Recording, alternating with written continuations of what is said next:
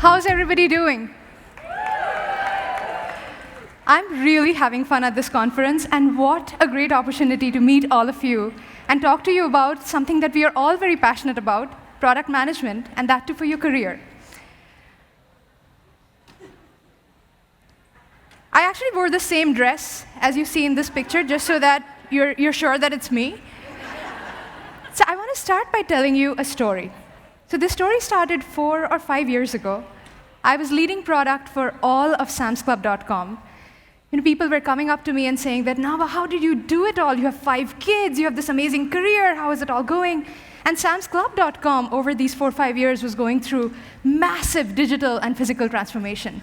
We were growing at double-digit year over year, and one metric that we were extremely proud of as a team was that we were increasing mobile conversion by 100% year over year. Now, this slide that you just saw with the picture was actually me at a conference talking about that amazing story, that amazing journey. So can we have that picture back, please? So quickly, I want to do an audience quiz. Now that you have the context for this picture, when you look at me in this picture, what's the one word that comes to mind? So I heard confident, I heard passionate.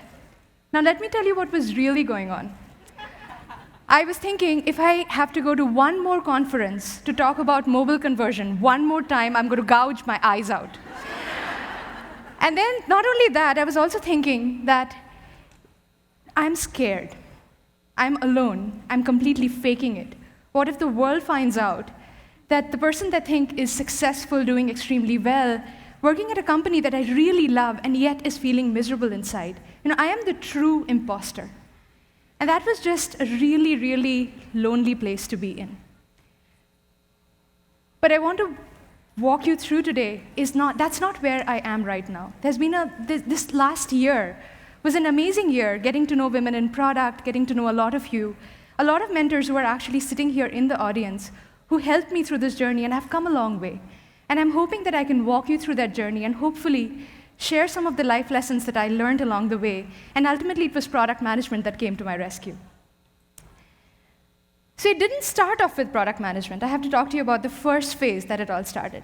Now, any time that any of us go through this stage, we first pretty much determine that if I'm not happy here, if this job is currently not working out, clearly the solution must be to find another job. So we immediately go to our friends, go to our well-wishers, and we start, instead of acting like a product manager, articulating the problem, we immediately say, things are not quite working out for me. I need a new job. Can you help me find a job? And the advice that you get, or the advice that I got, typically falls in these 3 buckets. It's the first group of friends who say that job searching is easy. It's a second group of friends who will tell you that, how could you? That's the guilt trip friends. And then there's this third group of friends who will tell you immediately, who diagnosed me immediately with a very premature midlife crisis. That you need to take a vacation, you just need to take a chill pill. Let me quickly talk about the first one though. A quick show of hands. How many of you, when you start looking for jobs, are told by friends or well-wishers that, honey, you shouldn't look for jobs should find you? Anybody? Anybody? I see a few hands. Unfortunately, it happened to me a lot. And I kept thinking, now that in my head I have decided that I need to look for a new job, I'm very desirable, extremely recruitable. Deb should be having breakfast with me, Harsh should be having lunch with me, and all these hotshot startup founders should be lining up on my doorstep, falling over each other, trying to hire me. Interestingly, that was not happening. And yet, when you are very happy at your job, your LinkedIn is just blowing over with interesting things, and yet when you are at that cusp where you're like, I need to go find my next thing, zilch, nothing. So that happened to me. The other thing that your friends will also tell you is tap into your network. And that's when you realize that these last 4 or 5 years, you have been working so hard, trying to be heads down at your work, that you have not just kept in touch with your network. And it would be a very awkward conversation picking up the phone and saying, hey, forgot your son's name, but can you give me? So I realized I had to start from scratch. And then, of course, the second group of friends, who are the doomsday sayers, like, how could you? How could you? Like, right when you are going through this emotional crisis, this group is telling you that people would kill for a job like yours. How could you be feeling like this? And actually, the voice that was the loudest among the people who were threatening me that I would fail was mine. I was the biggest voice telling me that, you got this. This is a formula. This works. You understand this. What if you fail? And then, of course, the third group of friends who gave me really good advice about taking a vacation, which I did not work. So then what? So then, ultimately, two things happened at this time. And before I start talking about this framework that I'm going to walk you guys through, two things happened. So I don't know if Shripriya is in the audience today. There she is. So one of the kindest things I think she did for me, as I was having these usual conversations with some of my friends and well-wishers, was going to them and saying, hey, things are not working for me. Can you help me find another job? The kindest thing that she did for me is she said, no. And I was like, what? I thought, this is a woman who can introduce me to the whole world. And she's like, no, not because I don't want to help you, but because I do want to help you. It's actually really easy when somebody comes to you and says that I'm looking for a job. It's really easy to think, okay, what headcount do I have open? What recs do I have open? How can I fit you into what I have? Versus actually investing time in the person who's come to you and asking them, why is it that you are talking to me? What's happening with you? What do you want? What matters to you? And she asked me some of these very difficult questions that I realized I did not have answers for. But I realized that I was stuck before because everyone kept asking me, what do you want to do? And I kept saying, I don't know. Okay, come back when you do know. And I was not going anywhere. But product managers don't get stuck. We reframe the problem statement. We actually ask ourselves, why am I where I am? What is the problem I'm trying to solve? So she definitely gave me those questions that I started to then answer. And the second help that I got was, the Walmart CFO at that point of time, this really amazing lady who headed up a lot of women in product and women in technology organizations, talked to me about this book called Designing Your Life. That actually gave me a really amazing product management and design framework to life. But the book actually starts with this point, which is, you are here. Now, whenever you are at a mall, you're kind of lost looking for the next store. You go to the mall map, and the sign that you look for is, you are here. You don't look for, how did I get here? Am I the only idiot here? You are looking for a sign that says, you are here.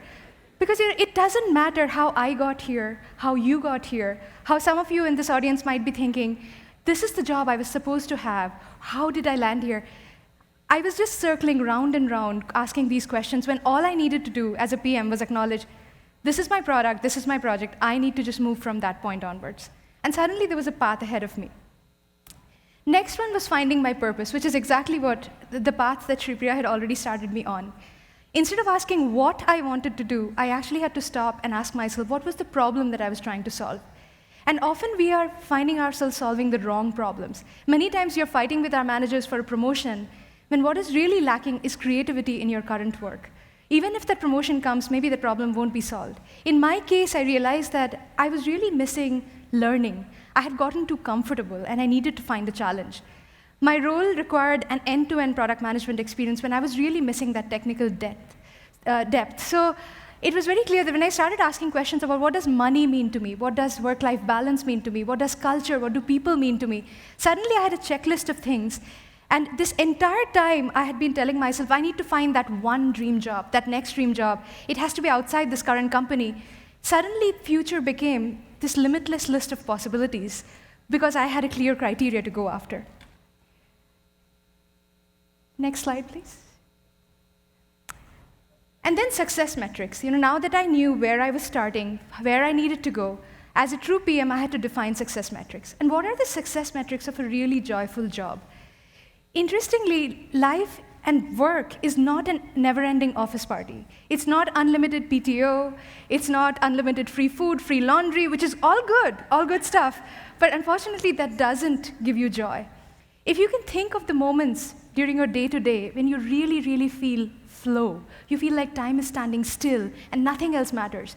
You're leaning into your strengths, you're leaning into your power, and you're learning, you're uncomfortable, and yet you're growing and expanding. That's what great feels like. So clearly, now I had my roadmap, I had my success metrics, and then I had to do the last thing, which is prototyping. Yes, a career can be prototyped.